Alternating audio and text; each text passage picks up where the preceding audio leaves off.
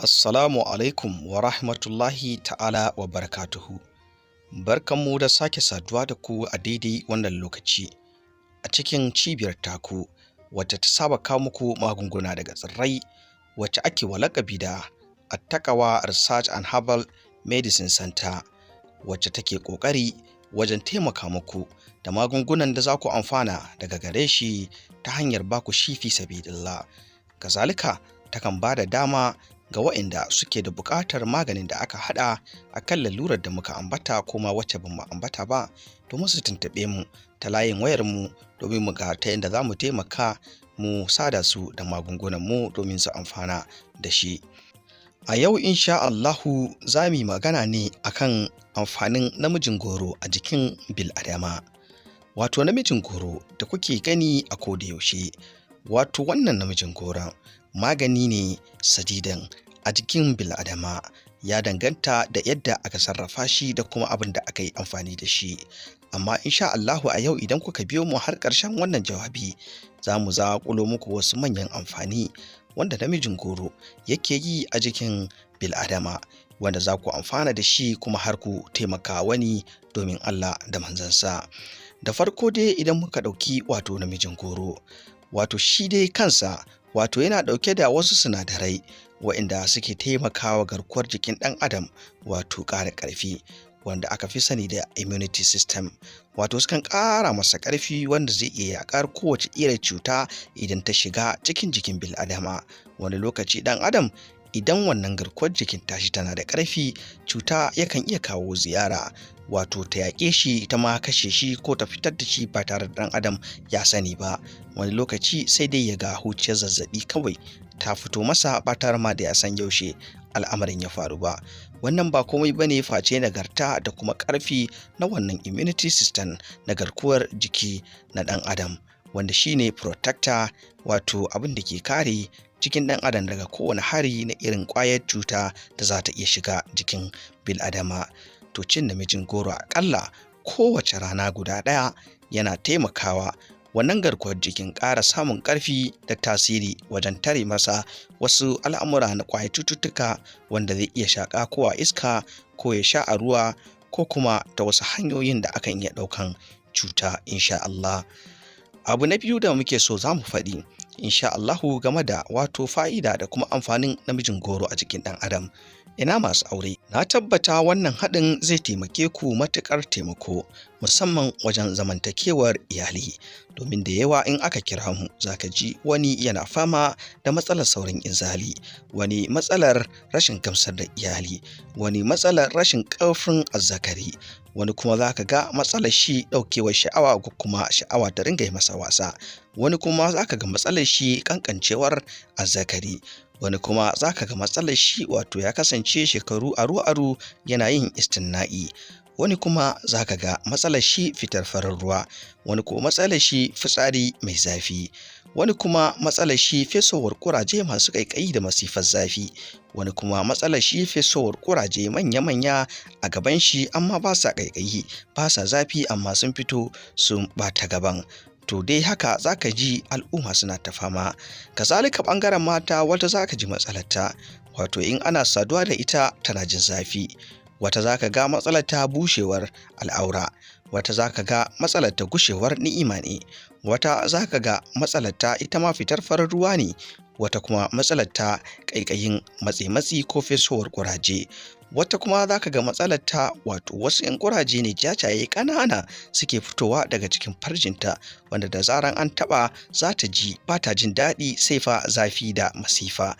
Dai irin waɗannan matsaloli. Kazalika wata matsalar ta al'ada ce, wadda zaka ga sanyi ne ke sa al'adar ta ya rikide, wato ya ringa canza lokaci, wani lokaci ya zo farkon wata, wani lokaci tsakiyar wata, wani lokaci ƙarshen wata, ba shi da tsayayyen lokaci. Wani lokaci kaga yana zuwa baƙi ƙiran, wani lokaci kaga yana zuwa guda-guda, wani lokaci kaga yana zuwa kaɗan. Kazalika dai haka zaka ga mata suna ta faɗin matsaloli bila adadin, wajen ciwon mara mai tsanani musamman lokacin al'ada, ko kuma mace ta ga kamar an yi mata ajiya a gefen cikinta, ko kuma wani abu ya ringa yi mata yawo kamar ɗa. Duk dai wannan matsaloli ne da yake iya afkuwa musamman ga mata, ko kuma ka ga wata tana fitar da wani ruwa na gabanta mai wari, ko kuma ka ga mace tana fama da warin gaba da zaran ta buɗe gabanta domin saduwar aure sai ka ga mijinta yana kau da kai. To wannan fa duk matsala ce da ta jibanci wato sanyi,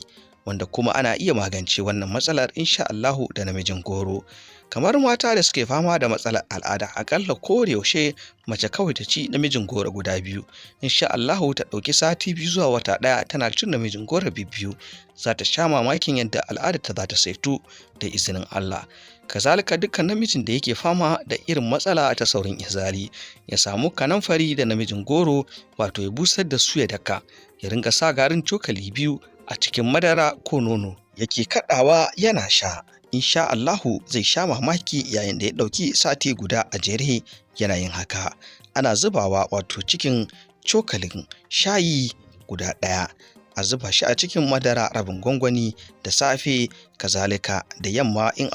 ana dab da kusantar iyali, shi ma za a ga fa'idarsa. Kazalika wayanda suke fama wato da rauni rashin gamsar da iyali, su kuma suna iya amfani da namijin goro da shi kansa madarar ta gwangwani da kuma dabino. Ga shi ma yadda ake amfani da shi insha Allah. Yadda za a sarrafa shi da izinin Allah, wato za a ci namijin goro guda 2, kazalika za a ci dabino guda 5, kazalika za a sha gwangwanin madara Luna ko 3 Crown ko Peak ita ma guda 1 awa ɗaya kafin kwasantar iyali. Insha Allahu yana taimaka wajen bawa mutum ƙarfi da kuzarin gamsar da iyali a wannan dare, kuma akan yi hakan tsawon sati guda. Insha Allahu za a samu cikakkiyar fa'ida daga wannan al'amari. A cikin amfanin namijin goro, wato ga dukkan wanda wani matsala ta same shi na shan wani sinadari wato wanda aka fi sani da poison wato guba kenan, insha Allahu in dai an sha ba a wuce minti 30 ko awa 1 ba, to da izinin Allah a samu namijin goro a dandaka shi insha Allahu a bawa mutum, to da izinin Allah zai amayo da wannan guba da ya ci da izinin Allah. Kazalika dukkan wani abin halitta da yake da dafi kamar kunama, maciji da dai shauransu, insha Allahu idan ya zama na maciji ya sare mutum ko kunama ko wani abu, a ɗauki namijin goro a bashi, insha Allahu in ya sha wannan dafi zai zube. Kazalika ko an samu matsala na tsartuwa wato na maciji wanda ta yi tsartuwa ga idon mutum ya samu koda makancewa a take, to don Allah a samu namijin goro a dandaka shi, a ɗan sa ruwa a ɗan dandaka shi a ɗan zama ruwa ko ya yake, sannan a samu auduga a ɗan ɗebi ruwan a samu idon mutum a buɗe da izinin Allah ɗiga masa, to insha Allahu take wannan dafi zai tsiyayo yadda ka san majina, zai sauka ƙasa da izinin Allah idan mutum ya dawo ya fara aiki gabanin ya makance baki ɗaya. Shi sa muke bawa musamman masu shiga daji shawara su ringa tafiya da namijin goro a jikinsu, tunda ba su san mugun abin da za su haɗu da shi ba.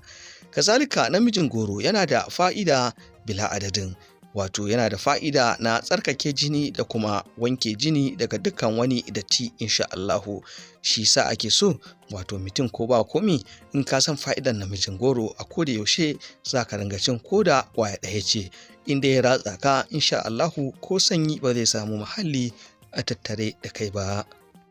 Da izinin Allah masu fama da ulcer, wato garin namijin goro ake dakawa a mai da shi gari a ringa shan shi insha Allahu da madara ko nono, shi ma yana taimakawa wajen kawar da ulcer. Kazalika kuma yana taimakawa wajen ƙarin ƙarfin ɗa namiji.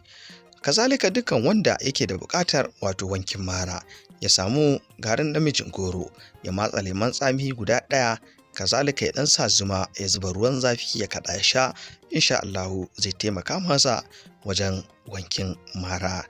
Namijin goro yana da fa'ida, wato fa'idojinsa suna nan bila adadin da yawa, wanda insha Allahu mun yi bayanai a baya na amfanin namijin goro a jikin ɗan adam, wanda muka zaƙulo amfanin shi kusan 28